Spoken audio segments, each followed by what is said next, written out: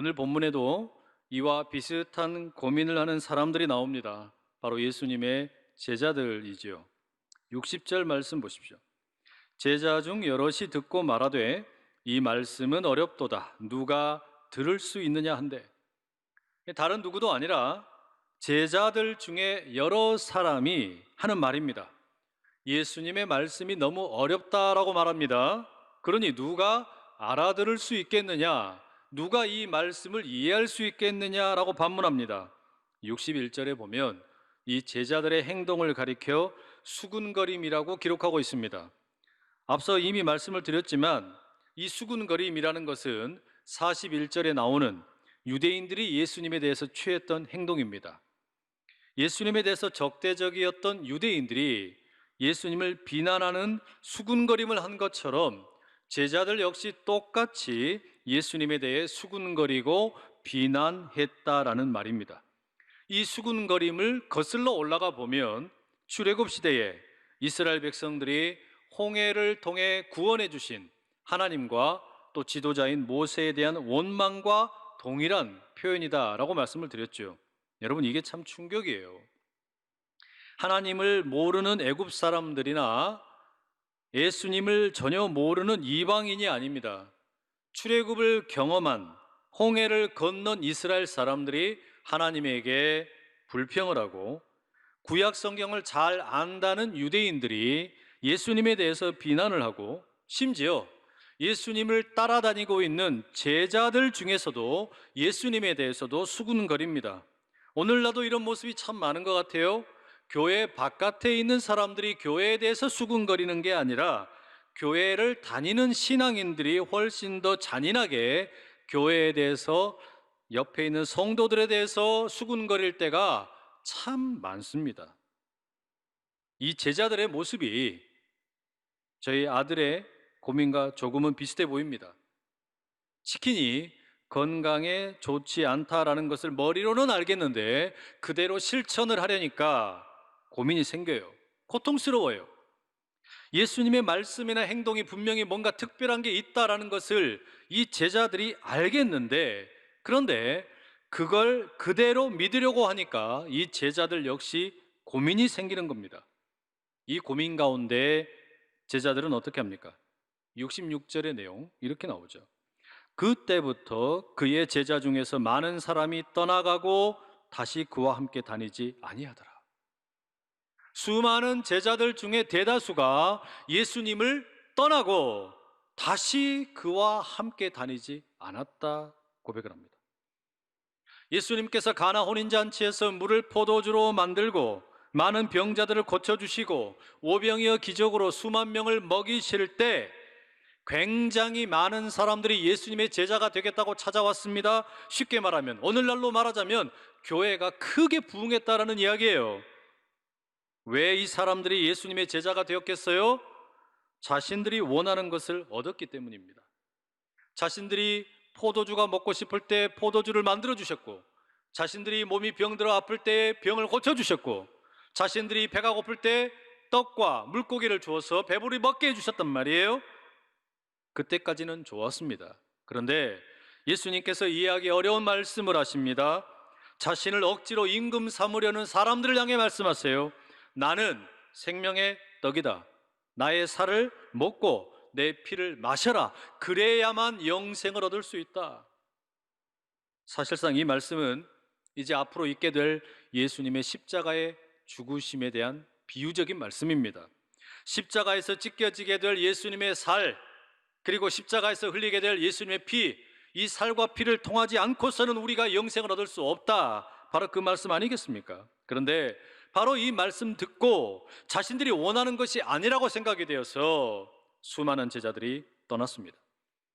예수님을 따르던 엄청난 숫자의 제자들 거의 대부분이 다 떠나버렸습니다. 성경은 이 제자들에 대해서 단호하게 말하죠. 그들이 더 이상 예수님과 함께 다니지 않았다.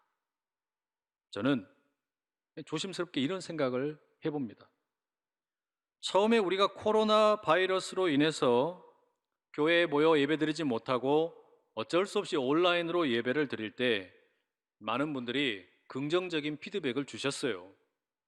신앙생활 20년, 30년 만에 처음으로 이제 가정에서 가족들이 함께 모여서 예배를 드리니까 너무 감격적이고 좋더라. 참 감사하다. 이런 간증을 해 주셨습니다. 그런데 이 코로나 바이러스의 여파가 금방 끝날 줄 알았는데 한 달, 두 달, 세 달, 네 달 이렇게 흘러가다 보니까 어떻게 됩니까? 성도들 가운데 많은 분들이 현장 예배는 고사하고 온라인 예배도 잘 드리지 않는다는 걸 알게 되었어요. 이런 상황이 만약에 조금 더 지속된다면 어떤 일이 벌어질까? 본문 속 제자들과 다르지 않을 것 같아요.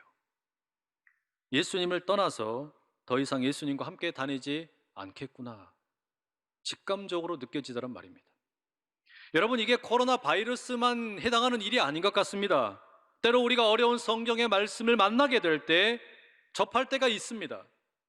이웃을 사랑하라, 약자를 보호해라, 상대의 허물을 덮어주어라, 나그네를 환대해라, 죄의 노예가 되지 말아라, 습관적인 죄를 떠나라, 뭐 이런 말씀들을 대할 때가 있습니다. 어떻습니까? 어렵죠. 받아들이기가 쉽지 않습니다. 그러면 어떻게 합니까? 이 말씀을 안고서 끙끙 앓다가 많은 사람들이 이 말씀을 수용하지 못하고 떠나버립니다.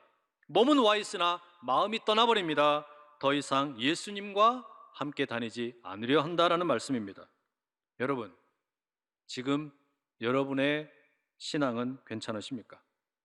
여러분도 혹시 더 이상 예수님과 함께 다니는 것이 거추장스럽게 느껴지지는 않으십니까?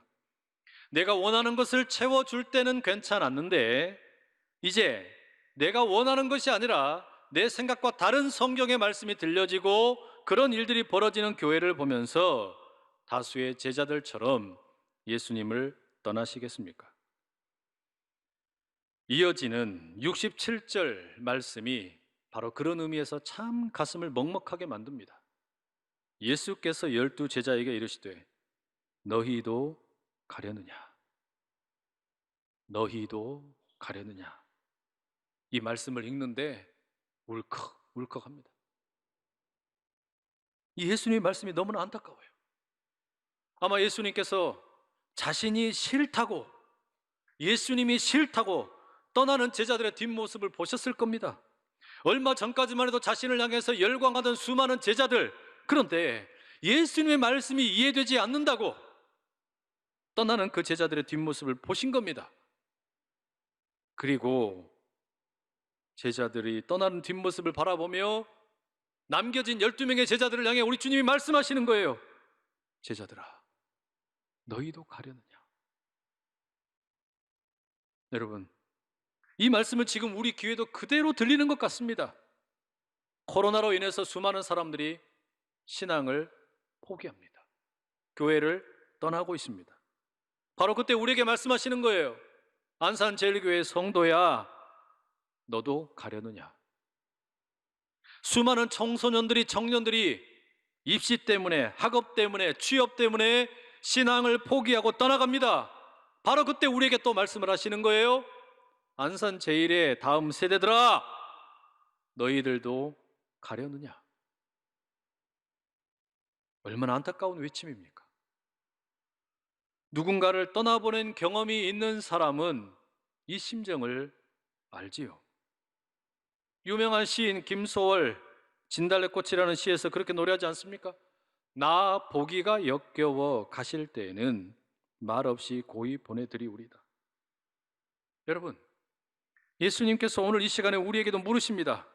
수많은 사람들이 코로나 때문에, 말씀의 어려움 때문에, 이해되지 않는 현실 때문에 예수님을 떠나고 있는데, 나를 떠나고 있는데 너도 가려느냐? 너의 가정도 가려느냐? 너의 자녀들도 가려느냐? 여러분, 우리가 어떻게 대답해야 하겠습니까? 우리 각자의 대답을 하기 앞서서 수근거리고 있던 제자들에게 주신 예수님의 말씀을 같이 한번 좀 자세히 살펴보기 원합니다. 61절과 62절, 예수께서 스스로 제자들이 이 말씀에 대하여 수군거리는 줄 아시고 이르시되 이 말이 너희에게 걸림이 되느냐? 그러면 너희는 인자가 이전에 있던 곳으로 올라가는 것을 본다면 어떻게 하겠느냐? 여러분, 이 말씀 그냥 쉽게 이해가 되지 않으시죠? 배경을 이해할 필요가 있습니다. 앞서서 예수님께서는 예수님의 살과 피를 먹고 마시라, 그런 말씀을 하셨습니다. 이게 궁극적으로는 십자가의 희생을 가리키는 겁니다. 바로 그것을 믿는 자들이 영생을 잊게 된다. 그래서 예수님이 길이 되시고 진리가 되시고 생명이 되신다, 이 말씀을 하셨습니다. 그런데 이게 무슨 말씀인지 도통 알지 못하는 제자들이 수군거리는 겁니다. 예수님의 말씀이 어렵다고 예수님을 비난합니다. 그런데 바로 그들에게 예수님이 뭐라고 말씀하시냐? 그렇다면 여러분, 내가 본래 있던 곳으로 다시 올라가는 것을 만약에 여러분들이 보게 된다면 어떻게 하겠습니까? 말씀하시는 거예요. 이게 무슨 이야기일까요? 예수님께서는 지금 비유적으로 십자가의 죽으심에 대해서 이야기를 하신 것이고, 또 나아가서는 다시 부활하셔서 하늘 아버지께로 승천하시는 이야기를 하신 겁니다. 만약에 제자들이 바로 그걸 보게 된다면 어떻게 하겠느냐 물으시는 겁니다. 결국 지금까지 예수님께서 수많은 기적들을 보여주셨고 이적들을 행하셨지만 이 모든 것은 십자가와 부활을 통해 완성될 하나님 나라에 비유하자면 아무것도 아니라는 거죠. 지금 예수님께서는 수군거리는 제자들에게 바로 이 큰 그림을 보여주고 계시는 겁니다. 살을 먹고 피를 마시는 것도 제대로 이해하지 못하는데 십자가의 죽으심과 부활과 승천에 대한 이야기를 하시니 이 제자들이 이해가 되겠어요? 당연히 어려운 일이죠. 그러면서 예수님이 덧붙이십니다. 63절, 살리는 것은 영이니 육은 무익하니라. 내가 너희에게 이른 말은 영이요 생명이라.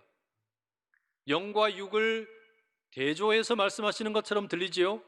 육은 무익하고 쓸모없고 영은 살리는 것이다, 이렇게 말씀을 하십니다. 아니, 이렇게 말씀하시면 앞에 이야기하셨던 내 살을 먹어라, 내 피를 마셔라, 이것과 또 어떻게 비교가 되는 것인가 의아한 생각이 들 수밖에 없습니다. 여러분, 정말로 우리가 육체로 살아가는 것은 다 쓸모없고 아무것도 아닙니까? 오로지 영적인 것만 중요합니까? 예수님이 지금 그런 이야기 하시는 걸까요? 아닙니다. 여기서 육이 쓸모없다라는 거, 그것은 영적인 차원을 망각한 육이 쓸모없다는 이야기예요. 다시 말하면 예수님께서 앞서서 오병이어 기적을 보여주셨죠? 그 오병이어 기적을 통해서 배고픈 수많은 사람들이 배불리 먹게 되었습니다. 그러나 이걸 단지 육체를 배부르게 하는 것으로만 생각한다면 그건 쓸모없다는 거예요. 오병이어 기적을 보면서 이게 단지 먹고 마시는 것으로만 국한된다면 그건 무의미하다는 겁니다. 오병이어 속에 담겨있는 진정한 성령의 음성을 들어야만 비로소 그때 진짜 의미가 살아난다라는 것이죠. 여러분, 이것은 우리 신앙생활의 모든 영역에 그대로 적용되는 이야기입니다. 육적인 것이 아니라 영과 함께하는 육이 진정한 의미가 있습니다. 여러분, 우리가 믿는 예수님이 어떤 분입니까? 요한복음이 말할 때 예수님을 가리켜 말씀이 육신이 되셨다라고 이야기합니다. 그냥 육신이 아니라 말씀이 육신이 되신 거예요. 달리 표현하면 그냥 몸이 아니라 성령께서 함께 하시는 몸이다라는 이야기입니다. 성찬도 마찬가지입니다. 우리가 흩어져서 찾아가는 성찬을 진행을 했지요. 성찬의 자리에 그 떡과 그 포도주가 무슨 신비한 효험이 있습니까? 그 자체가 무슨 신비한 마법이 있습니까? 아니에요. 성령께서 그 자리에 함께하지 아니하시면 그 떡과 그 포도주 아무것도 아닙니다. 예배도 마찬가지예요. 여러분의 몸이 지금 이 자리에 앉아 있다고 해서 그 자체로 무슨 엄청난 일이 벌어지는 게 아니라는 이야기예요. 내 몸이 여기 와 있지만 이 몸이 있는 곳에 하나님의 영이 함께하지 아니하시면 아무것도 아닙니다. 아무것도 아니에요. 바로 그게 예수님 말씀의 의미입니다. 영과 육은 따로따로 떨어져서 대립하는 것이 아니라 이 영과 육이 함께하게 될 때 비로소 건강한 신앙생활을 할 수 있다, 예수님을 바르게 알 수 있다라는 말입니다. 지금 이걸 수많은 무리들도 유대인들도 심지어 예수님의 제자들도 이해하지 못하고 오해한 겁니다. 왜? 자신들의 육적인 필요만 모든 관심에 다 쏠려 있기 때문에 그래요. 육적인 차원에서만 예수님을 이해했기 때문이란 말이죠. 그러니 제자들마저 예수님의 말씀이 마음에 들지 않습니다. 육적인 차원에서 보니까 마음에 들지 않으니까 수군거리고 불평하고 원망하고 결국 예수님을 떠나버렸다는 이야기예요. 기억하십시오, 여러분. 우리가 몸으로 살아가는 세상살이, 이 육체의 삶 중요합니다. 그러나 그게 전부가 될 수는 없어요. 반대로 우리가 영적인 것을 강조하다가 교회에 모여서만 사는 거, 교회에 모여서 예배만 드리는 거, 기도하는 거, 찬송하는 거, 그게 전부가 또한 될 수가 없는 거예요. 어떻게 살아야 합니까? 우리는 이 세상에서 육신의 몸으로 살아갑니다. 그런데 우리가 몸을 가지고 살아가는 그 현장 가운데 성령께서 함께 하셔야 하는 줄로 믿습니다. 바로 그게 우리 예수님의 말씀이에요. 바로 그게 도시의 영성을 새롭게 하는 교회의 모습입니다. 바로 그게 도시의 영성을 새롭게 하는 성도의 모습이라는 말입니다. 떠나가는 제자들을 바라보며 12 제자들을 향해 너희도 가려느냐? 예수님께서 물으셨을 때 베드로가 어떻게 대답을 합니까? 68절 이렇게 말하죠. 시몬 베드로가 대답하되 주여 영생의 말씀이 주께 있사오니 우리가 누구에게로 가오리까? 야, 기가 막힌 고백이죠. 그렇죠. 주님, 영생의 말씀이 주님께 있는데 도대체 내가 어디로 가겠습니까? 여러분, 이게 무슨 고백이겠어요? 너희도 가려느냐 물었을 때 예수님의 그 말 속에는 수많은 사람들이 육적인 차원에 머물러 있다가 육적인 것만 구하다가 나를 떠났는데 너희들도 육적인 것만 구하다가 나를 떠나겠느냐? 12 제자에게 물으셨어요. 근데 제자 베드로가 뭐라고 말합니까? 주님에게 영생의 말씀이 있는데 내가 어찌 다른 곳에 가겠습니까? 이 베드로의 고백은 마태복음 16장 16절을 떠오르게 만들죠. 주님은 그리스도이시고 살아계신 하나님의 아들입니다.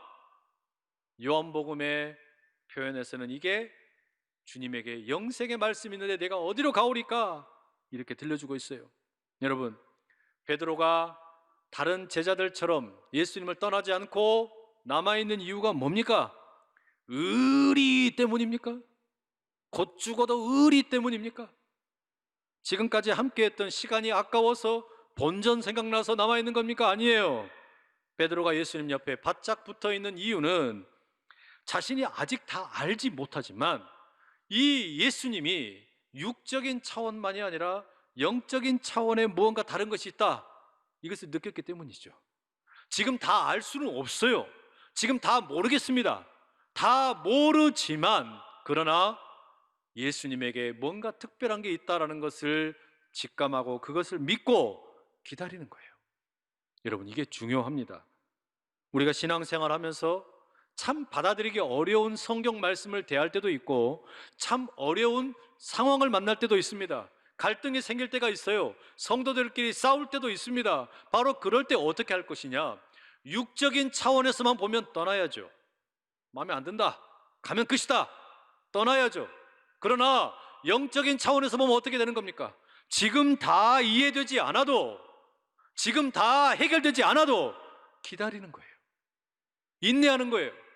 코로나로 인해서 예배드리지 못하는 거 당장은 이해되지 않습니다. 왜 이렇게까지 해야 되나?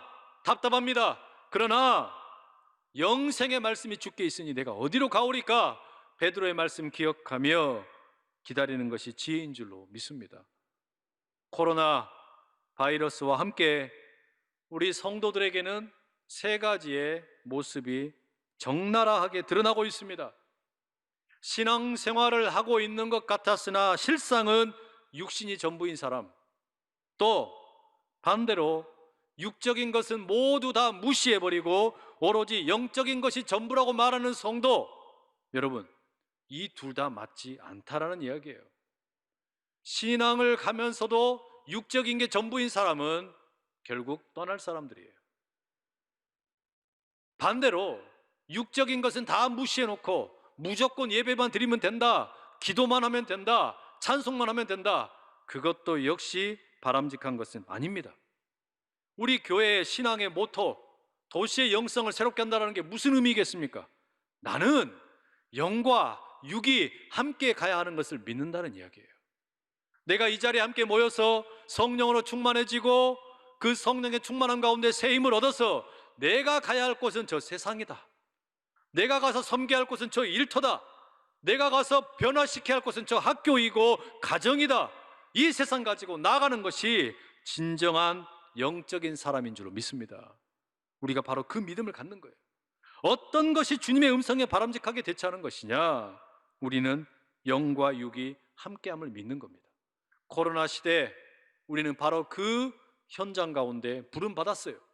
대충 편하게 신앙생활하다가 코로나 만나놓고 보니까 어떻게 되는 겁니까?